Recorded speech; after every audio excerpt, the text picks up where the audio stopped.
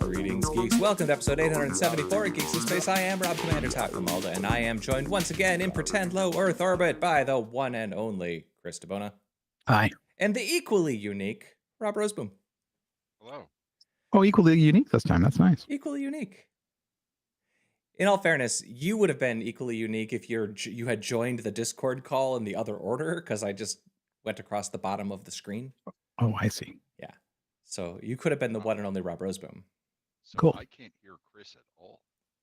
Really? Really? Testing. 1, 2, 3. No, I hear both of you. That's weird. Okay. I guess that's all that matters. Maybe you're blind or deaf to me. Maybe you can don't I think you respect said me. something like, "My ideas are so big they're hard to take in." Yeah, that was it. Something like that. Yep. I can see the gestures. That's it. Yeah. Well, do we want to scrub this then? This is going to be dumb. Yeah, let's do it. That's fine. Yeah. Whatever. We'll talk through you. Rob, tell Rob right. that we'll talk through you. All right. So I'm like the.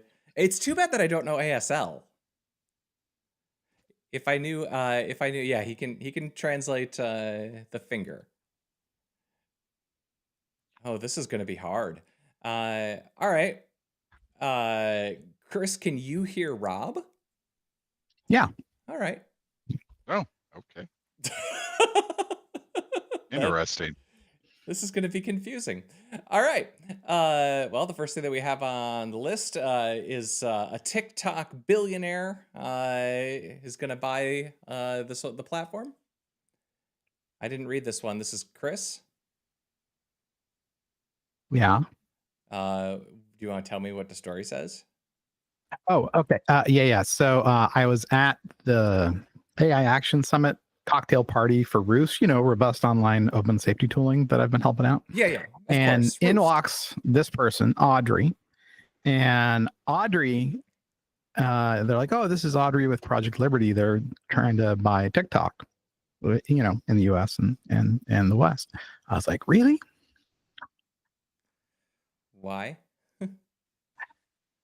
Sorry. I'm being a little distracted by my kid. And so they're introducing me to Audrey. I'm like, "Oh, that's really interesting that you guys are bidding on TikTok." I'm Chris. I'm helping out the Roost team on their software. He's like, "Oh, I know who you are." I'm like, "Oh, what does that mean?" It's not good. And he goes, "I translated Slashcode's documentation into Taiwanese in the late 90s." And I'm like, "What?" Oh. It was so cool. That's wild. Please tell Rob Roseboom what I just told you. So Rob, Chris mentioned. Well, this- wait. Oh. All right. Let me guess. All So right. I've been watching the whole time. All I right. This is think going to be what he really said better.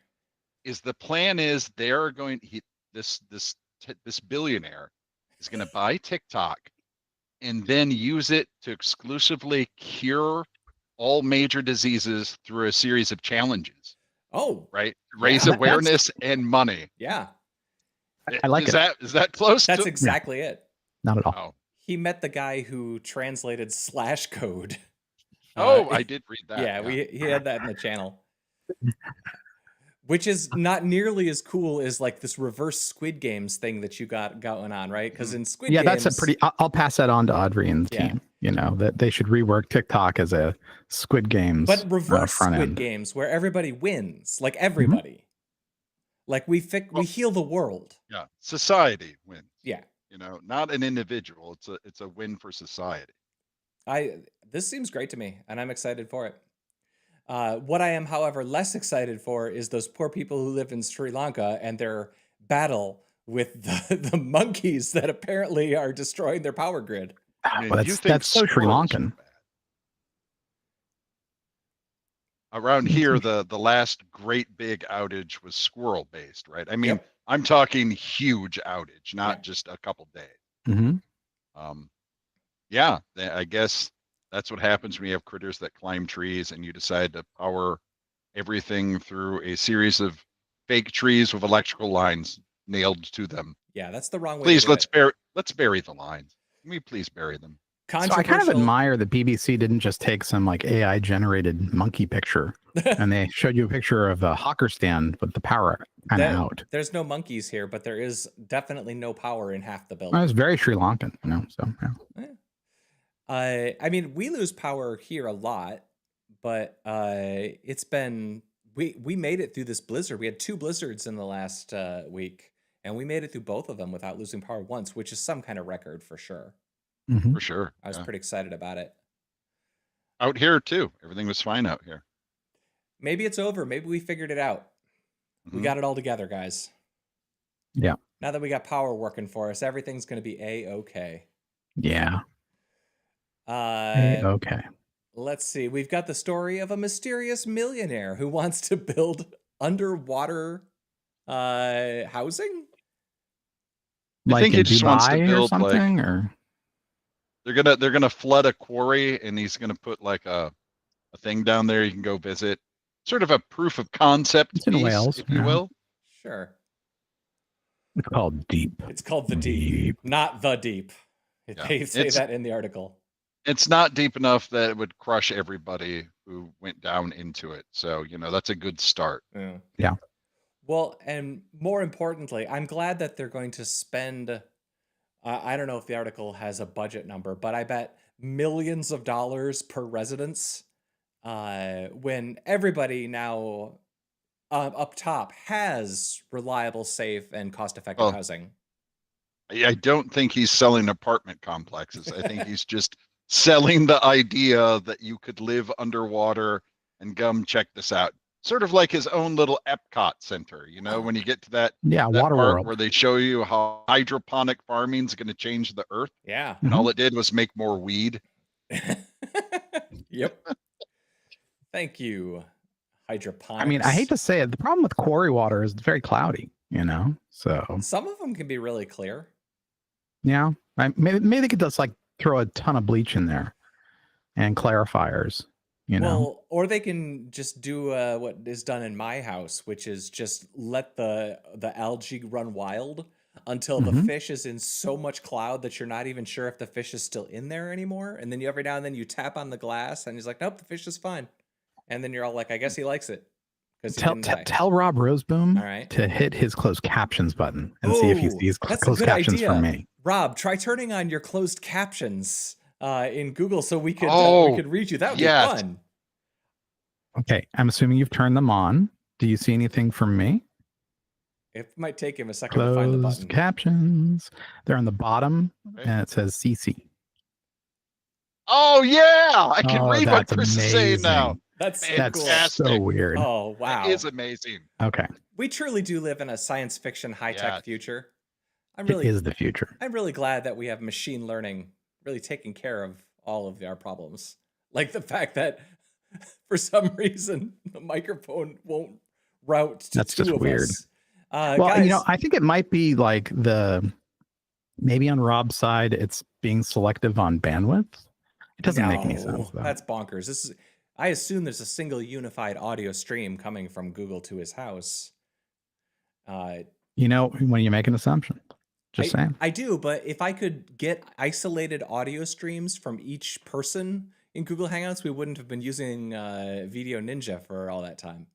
Because that was the whole point to that, was that I could get isolated audio streams. Yeah, but Well, you being able to get isolated streams versus his browser thinking it needs to cut them out for bandwidth purposes are different things.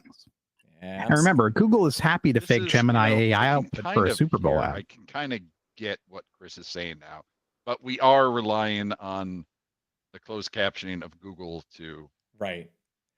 be correct. And I've shared some of the, some of Google Translate's work before in the channel, as you know. It's a treat.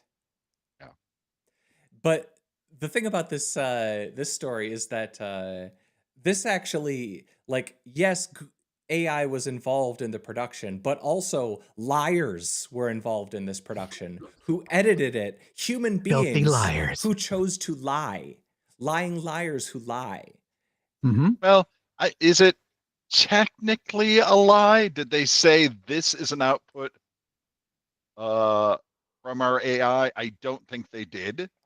They just made it they very easy for you to assume. To assume that the copy that they added was AI generated instead of like the ad copy for Right. this cheese that's on their website. So Can I also say, listen, I think Wisconsin makes great cheeses. This may not be one of them. This looks kind of gross, to be honest with you. yeah, Well, like stomach churningly cheese. gross. All right, I guess Cranberry, so they're trying to like Not a sweeten fan of part up some cherry or Chipotle. cranberry and chipotle.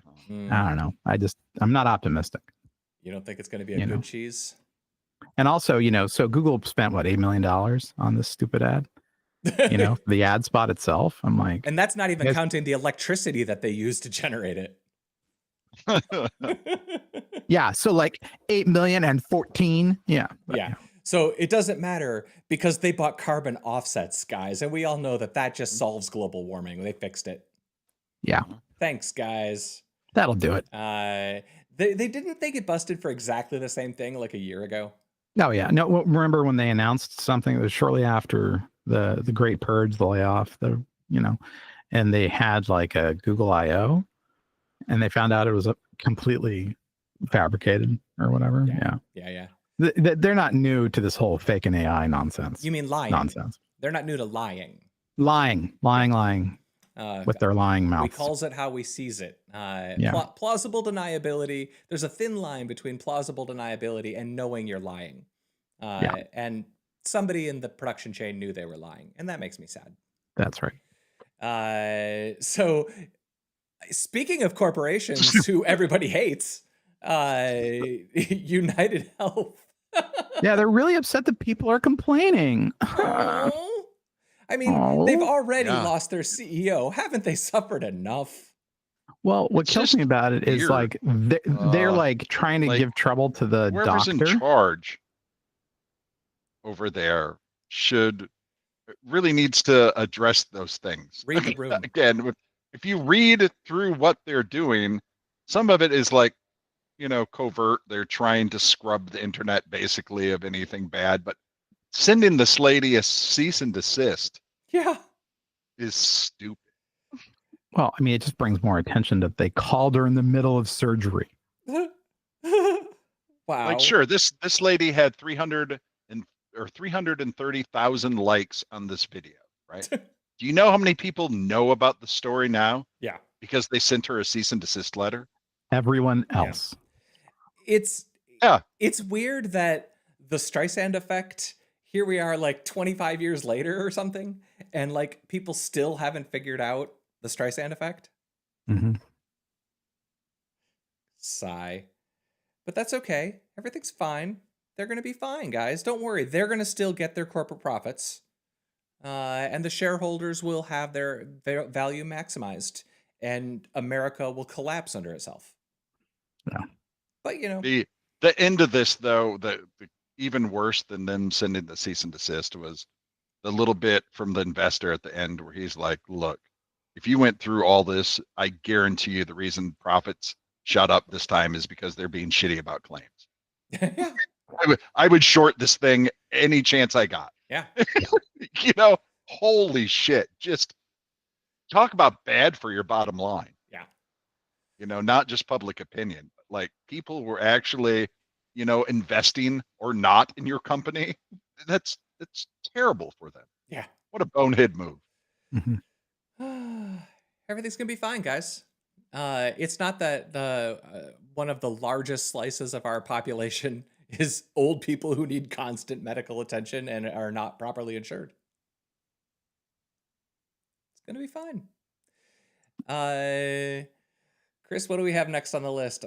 This one's funny. The Millennium Tower story. So it turns out the Millennium Tower, that's the one that was leaning in San Francisco. Now it's sinking in the middle, which was not in the story. But the city basically ordered them to fix the windows, because if you opened the window to let fresh air in, because your apartment's been flooded with sewage, which also happened. But yeah, the wind will catch the window and rip it off its hinges and drop it to the street below, endangering people, 100 stories down or whatever. So, yeah. So the Millennium Tower is just the tower that keeps on giving, is sort of the message here. I feel really bad for all the millionaires who bought apartments in it. I really do. I mean, like minimum price was like 1.8 for one of their apartments. Aw. That's so sad. What do they do I don't- when they get their refund on their $1.8 million?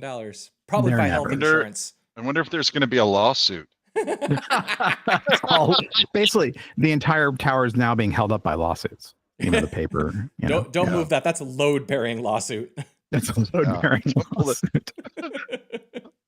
That proof of service is holding the east side of the building up. Yep. Yeah, they did this thing where they basically drove pilings along the edge and then connected them to the building as a way of fixing their Are those leaning visible problem. on the exterior? And now the center of the building is. Are the drillings visible on the exterior, like to the sidewalk, or is that like just something? Yeah, they had to like create these armatures. Gotcha. Like a permanent scar. Yeah, or like crutches for a building. Oh, yeah. that's sad. Yeah, it's really sad. The video is actually worth watching just because it's got like pictures of the cracked windows, and apparently the glass was like shattering and flying off and hitting Sales Forge across the street. Yeah. Oh man, that's awful. I hope nobody was hurt, because that actually is the sort of thing, like shards of glass falling from a skyscraper is not a great thing. You see that there? Yeah. Whee! Everything's fine.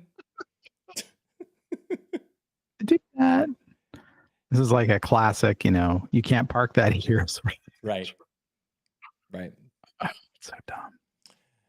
All right. I really just hope the building doesn't collapse. Like, that's the scary thing. Like, it's one of those things that will go bad fast. Yeah. There comes a point where like some company will just be like, screw it, declare bankruptcy and move on. Right. That's how like all the private equity firms do it. Right. They extract their value, declare bankruptcy, and then move on. We got ours. Yep. And pretty much. And then a building collapses. It'd be very consistent. But America's fine, guys. Everything's fine. I love that the owners are the ones facing the fines for opening their windows, though. Yeah. From the city. Yes, you opened your window. Or from the HOA or some nonsense. Yeah. I just wanted to have a lawn gnome in my garden, and the HOA doesn't like that. But you read the lease, it says specifically never to open a window. Right.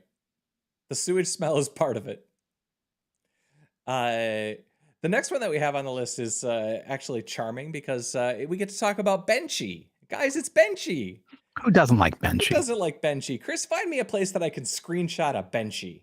But first, dismiss thousands and thousands of pop-ups. Oh, there's a Benchy. He's a good boy. Sweet little Benchy. He's a good boy. Benchy is famously the hello world of 3D printers. Yeah, no, it tests all kinds of aspects like overhangs and bumps and smoothness and whatever. Yeah. Flanging. But this story is actually interesting because now how does this work? Like, people were building derivative works, and it was. Oh, you understand this better than me, please. No, it was originally under a Creative Commons no derivatives license, and just recently, the company that owns the original Benchy, they're like, "Sorry, dudes. It's cool. Go ahead." And I think they re-licensed it. So, and it was actually a problem because some of the sites that distribute 3D models, like Prusa's and the rest. Yeah, they were having a problem, like, because there's so many derivative models from Benchy, because there's so many fun ones. It is the hello world of 3D models for reasons. Anyway, that's good on those guys. And what a weird little icon of technology. I kind of find that to just be adorable. Yeah, so now it's under the Creative Commons Universal. So it's basically public domain, but qualified for international, which is cool. Right on. So good for NTI for doing that. That was good of them to do that. I think this is one of those things where I think printables, when they started taking down derivatives, they both were kind of overreacting because nobody actually cared at Creative Tools. But at the same time, they brought attention to this problem, which is very open source of them, free software of them, and they fixed it. So to Creative Tools' credit, they're like, oh yeah, let's just fix it. Cool. And they did. It's nice when people could be grown-ups and rational, and not lie, like lying liars who lie. There's a YouTube channel called Voidstar Labs, and he did a whole thing. He's like, I don't understand why everyone's going crazy about this. It's really funny. he's a great creator. You know, he does wacky stuff. All right. You know, but yeah, the Void Star Benchy. Labs. All right. Void Star Labs. Yeah, I'll send a link All right. in the channel or I'll something. add it to the zone. Oh, good God. Guys, the Doge website, which is it's like Schrodinger's government entity because it simultaneously has all authority of the United States government, but also somehow does not have to follow any of the rules because we Yeah. don't live in a tyranny. That's not what this is. Just so we're clear, this is not a tyranny. At all. No. Gosh. Yeah. So It's yeah, just so dumb. apparently they left all it of open. the power, but none of the responsibility. Yeah, it's kind of I think is their perfect. motto. It's like a toddler. Yeah. A really stupid toddler. But yep, they left it so anybody could push updates to the Doge.gov website. Well, that'll make things easier. Yeah. Well, it's just efficient. It's you want to move fast and break things. It's a lot quicker. Yeah. And if something is shitty, you'll notice right away. So right away. no harm, no foul, right? Yeah, it's fine. Look But what they did to our boy. It's just terrible. This is well, I mean, these are the guys who, you know, made the self-driving car that works flawlessly. And has ever since it was promised. Well, I don't think Big Balls ever worked for Tesla. Big Balls. Yeah. That's the online nickname of one of his people. The one who was found out to be like weirdly racist and part of some hacking crew in Russia. It's like, yeah, no, the best people. The best people. Well, Big Balls also, didn't he lose his job for selling secrets? Yeah. Yeah, he worked for an alerting company and I guess he over alerted. I don't know. Or just alerted really well. Yeah. Just not maybe the right people. The Catan story is pretty funny. Yeah. Chris, you shared that one right before we started. Yeah. So this is a very, very silly. Yeah, this is making the story. rounds the other day. It's so funny though. So basically he's like, I think my girlfriend's cheating on me. And I found this picture from the Catan game. And she said she was only there with 2 friends and there's like 6 people playing. And of course, everyone who's ever played Catan is like, wait, they put a house there on a 2? So they're reverse engineering the game to determine if it was a real game. Yeah. Yeah. So it was just like, there's a lot of choices being made in this game that aren't very good, you know, so. Maybe their friends just really suck at Catan. I don't know. I haven't played it in 20 years, so. Yeah.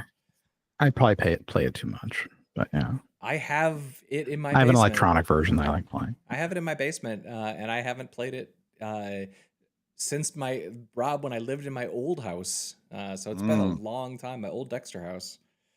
It's been a long time. Rob, you shared something about chocolate. Oh, there's just some company that's making lab-based chocolate now. Like, I can't wait for Labrador lab-based Retriever? foods. Gross. No, not Labrador Retriever. You know, dark chocolate's poisonous to dogs, so it isn't like that. They're really trying to make lab-based chocolate where they cut the cacao out because the farming of it is bad, resource intensive. So yeah, it's joining the field of lab-grown meats.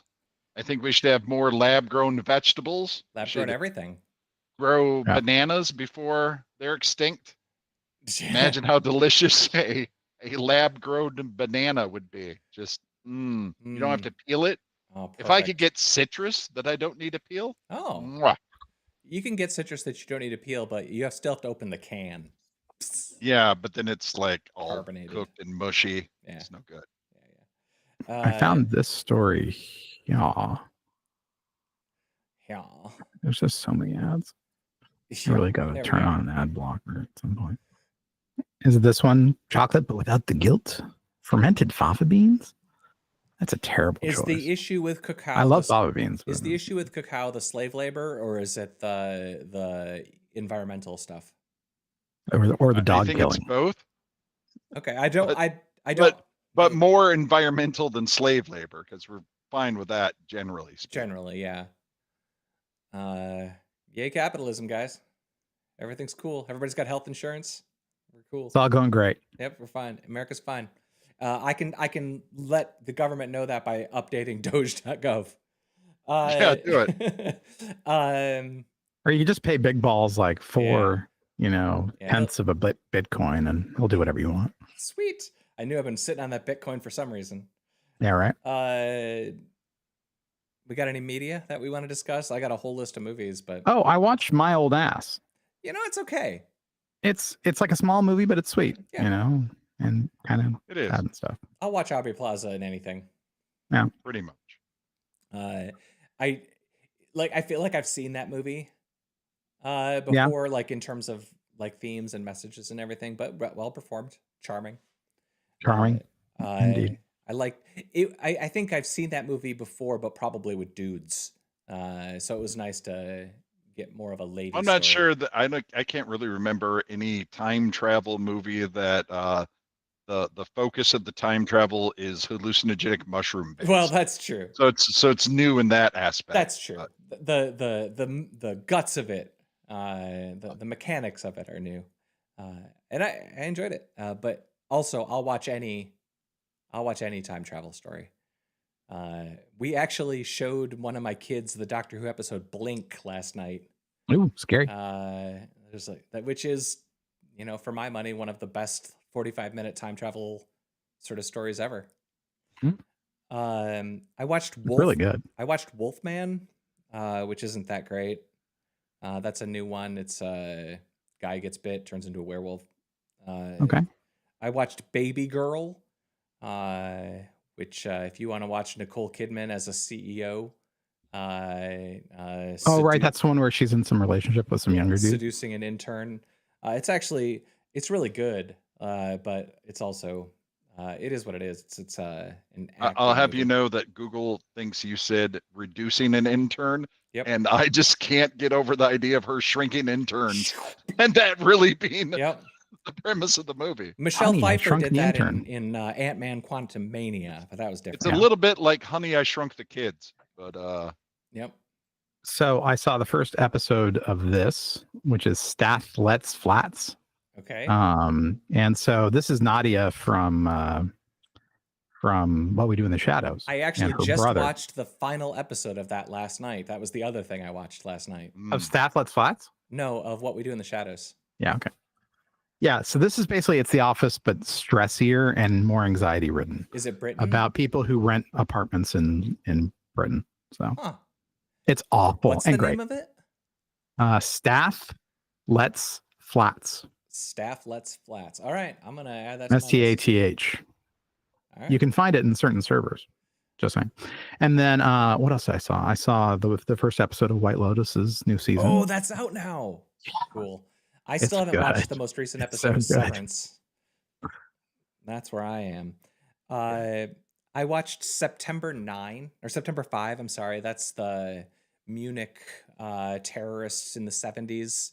Oh, yeah, sure. And actually, that was interesting for like, it was a really well executed movie. It's on my Oscar Death March, so that's why I watched it. But they really paid attention to 70s era broadcasting technology. September 5. September 5, yeah. I think I corrected myself. They really paid like really close. They're talking about tape and like they talk about the overlays, like how they did that. Like there's just little tiny details of like what live broadcast was in the 70s, because this is like right at the dawn of when it was possible to bounce a signal off a satellite and get a signal globally live. And so the story is interesting, and then they're wrestling with sort of the impact of this. There's a moment in the movie like halfway through where they're like, we suddenly realize that the terrorists in this building are watching our live broadcast and getting information about what's happening. And that's is this about Munich? Yeah. Okay.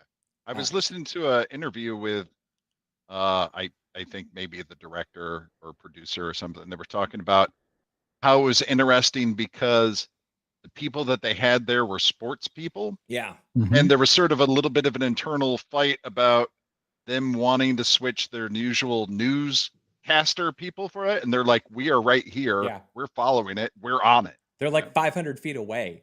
Like we should be doing this. And but Yeah. they haven't wrestled with like. So a lot of it is like I can't remember. It's Peter Jennings. There's a real journalist that's there, and he's telling them like you can't say this. This isn't how journalism works because you guys are sportscasters, and it's a different deal. Like all of that stuff was really interesting, and I enjoyed that tremendously. I watched Hard Eight, which was Paul Thomas Anderson in the 90s. It was like his first movie, and I'd never seen it before. It's like Gwyneth Paltrow. The And sequel to Soft 7. Yep, and kind of Wibbly 5. But it's actually pretty good. I'd never seen it before. Sonic 3, guys. Sonic has a third movie. Was that another gambling movie? Yep. The gamble was my time, which I can never get back.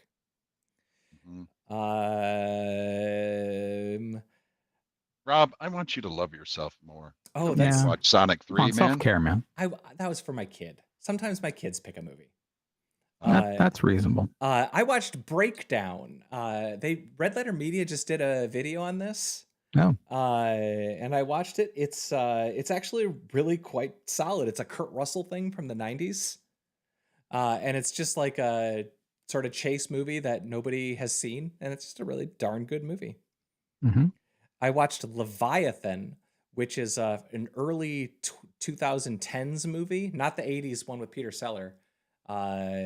This is like from 2012, and it's this Russian story of government corruption, and it felt really apt watching it. This guy is having his apartment or his house, his land taken from him by a corrupt mayor. There's a horror movie called Leviathan. Yeah, from the 80s with Peter I think there's Sellers. like 19 movies called Was Leviathan. it in the 80s? I thought it was later. It's got RoboCop in it. The actor, not no, that one is Deep Star 6, I think. Oh, okay. I think that's the I wasn't sure because I had that one on my queue. I had both of them in my queue, and They're both about deep sea monsters. Yes, the Leviathan I am talking about is not about deep sea monsters. It is about the monsters of the human variety. Whoa. Mm-hmm. Yeah, pretty deep, right? Mm-hmm. So I saw on the airplane Lee, which is about a fashion model in like 1930s France and then London, and she ends up being basically a war photographer. Oh yeah, I know who that story. That's it's got Kate Winslet. Yeah. It's really good, like stupid good. Did you watch Civil War?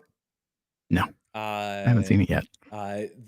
There's a character in there that she talks about Lee. That's connected to that. It's worth watching. Civil War is amazing, but also like the saddest movie you'll ever see. I mean, this is not. It's not a feel-good movie. Let's just say. No. I watched a bunch of Indian movies, Bollywood movies this week that I won't tell you about. You won't care. But I've been watching some Bollywood for some reason. But you know what else I watched is Better Man. Better Man is great. That's the Robbie Williams as a monkey.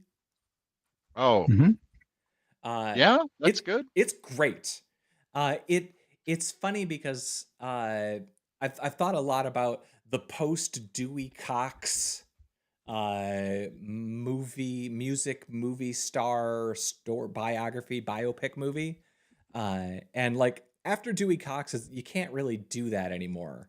Yeah. And this movie hits a lot of those buttons, but it kind of gets to escape criticism because they CGI'd a monkey into every scene.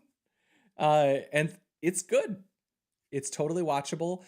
I kind of wish I didn't. I kind of wish I knew the songs. I didn't know a single song in the whole movie because I'm an American and I don't know who Robbie Williams is. But the movie's great and the CGI is next level good. Rob, I watched two movies that you might like or have probably already seen. I watched Housebound, which is like a 10, 15-year-old New Zealand movie about a girl. Girl who is in, I've seen that one. The person living in the house, that one. Yeah. Yep. Like the house is haunted, or is it? Or is it? Yeah, it's pretty funny. Yeah, it's really good performance, really charming, really funny, and of course reminded me all too well of the year that I had a felon tethered to my home. Right. It was just a year? It was actually like Seems like 9 more. months, I think. Oh, That's a story I probably won't stream. But no, that was a really like just an enjoyable movie. And with a twist that I didn't really expect. And the other one that I saw that I bet you've seen, but it's called Villains. And it's Bill Skarsgård. And they're like bank robbers or like they're I convenience have store. not seen that. All right, so he and his girlfriend are like they rob a convenience store and then their car runs out of gas as they're trying to escape in the woods and they break into a house that's owned by this couple.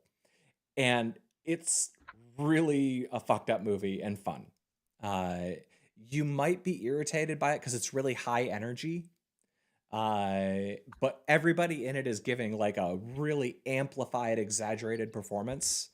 And when they find the girl chained up in the basement, it's like all fucked up and all kind. It's a dark movie, but it's done with a really fun tone. And I recommend it. Sorry. It's okay. You don't have to apologize for. Yeah, just kid stuff. Yeah. You know. Well, I hope. I'll tell you about it, Rob, after the call's over, and you can read the closed captions about it. Yeah. Yeah. I think that's all that I had for movies worth sharing. But you got a movie that a show that I need to add now. So that's good. I need some new stuff because besides Severance, there's not a lot that is on my list that I'm really like wanting to see. I'm trying to think of what else I watch. I watched something that was really stupid. Oh, Twisters. Oh yeah, that's really stupid. It's so fun. It's one of those things where it's well executed. Yep. But in the end, it like left no impact. It was like almost completely bloodless. It's a popcorn movie. You know? Yeah, but it's like not even good popcorn. It's like popcorn from Big Balls' dad. Oh. You know? Buttery. He owns a popcorn company and snack company. You know what came out this weekend is a new Marvel. What is it? A new Marvel. And like one with like a Red Hulk. That came out this weekend? That came out? So are you sure? It came out. I don't know, in man. Theaters. I didn't even know until Saturday. And so like I'm gonna probably go try to see it tomorrow. But like I didn't even know that it came out. Like that's how far that franchise has fallen. Yeah, I mean, they have really ran that into the ground. Right? Yeah. Oops. Holy shit. Yeah, I'm gonna probably go see it tomorrow. I'm hoping to because I got some errands to run on that side of town anyway. But Jesus. Well, you know how popular Red Hulk and that iteration of Captain America was in the comics. Everybody's favorite. Oh, for sure. So for sure we should do a movie. Yep. Incorporating those two things. Oh yeah. Oh yeah. Everybody's excited. I've been avoiding information about it, but it's I know it's not getting like rave reviews or anything. But I'm gonna try to go see it tomorrow. But I realize I have like my app to buy my movie tickets, and because I paid a fee, I get a free ticket every month.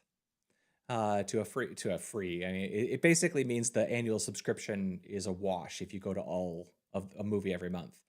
Is this the Movie Pass stuff that used to be all subsidized it's by not jerks? that one. This is just one that my movie theater does. It's a Cinemark, I think. Okay.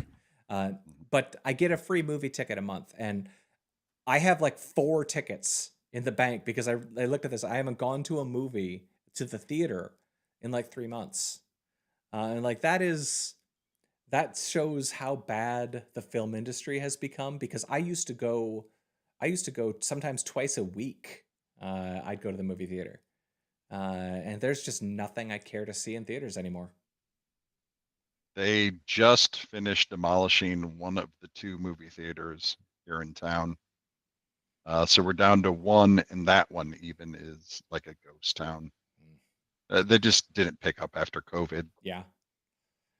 Yeah, that's the thing for me too, is the theater that was, there was a theater that I could leave my house. If the movie said 10:30, I could leave my house at 10:30 and be in my chair before the previews ended. And so I would just go to a movie whenever I felt like it. Now I have to drive. It's 25 minutes to get to the theater, and then they show 25 more minutes of trailers. Like literally, I timed it. The movies are if you go to an IMAX showing, it's 28 minutes after the showtime. Mm-hmm. It's like, come on, it's just anti-consumer. I mean, not like United Health anti-consumer or lying in your commercials about how they're made anti-consumer. You know who could solve this problem? Big balls. Big balls. You know, some people are, you don't know who the hero you need is. Mm-hmm. Yeah. Let's say goodbye to Chris DeBona. Goodbye to Rob Roseboom. See ya. You guys should say goodbye to each other so that you can see it on. Goodbye, Rob. Goodbye, Chris. I will read what you have to say in a few minutes. Yes. And fare thee well, geeks. That was episode 874 of Geeks in Space. I was Rob Commander Taco Maldo, and we'll see you next time, maybe with working audio. Bye.